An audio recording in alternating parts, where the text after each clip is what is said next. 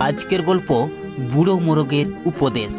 একটি অসুস্থ ঈগল তার ছানাকে মুরগির কাছে রেখে যায় লালন পালনের জন্য। মুরগিরা ছানাটিকে নিজেদের মতো করেই খামারে বড় করতে থাকে। ঈগল ছানা মুরগিদের মতো মাটি খুঁড়ে খাবার খোঁজে, কিন্তু এক বুড়ো মোরগ মাঝে মাঝে ঈগল ছানাকে আড়ালে ডেকে কিছু শেখাতে চায়।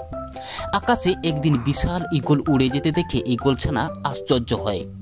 বুড়ো মোরগ ফিসফিস করে বলে, তুই আলাদা, একদিন বুঝবি। হঠাৎ একদিন খামারে বুনো বিড়াল হানা দেয়, সব মুরগি পালিয়ে যায়। বুড়ো মোরগ ঈগল ছানাকে বলে, ভয় পাস না, ডানা মেল। বিড়াল ঈগল ছানার দিকে এগিয়ে আসে। সে ডানা মেলে, হঠাৎ বাতাসে ভেসে উঠেছে আর বিড়াল হতভম্ব হয়ে পড়ে। ঈগল ছানা আকাশে উড়ে যায়, নিচে তাকিয়ে দেখে বুড়ো মোরগ গর্বিত হাসছে। সে বুঝতে পারে নিজের শক্তি চিনলে সব বাধা পেরোনো যায়। সহানুভূতি ও সহযোগিতায় সত্যিকারের বন্ধুত্ব গড়ে ওঠে।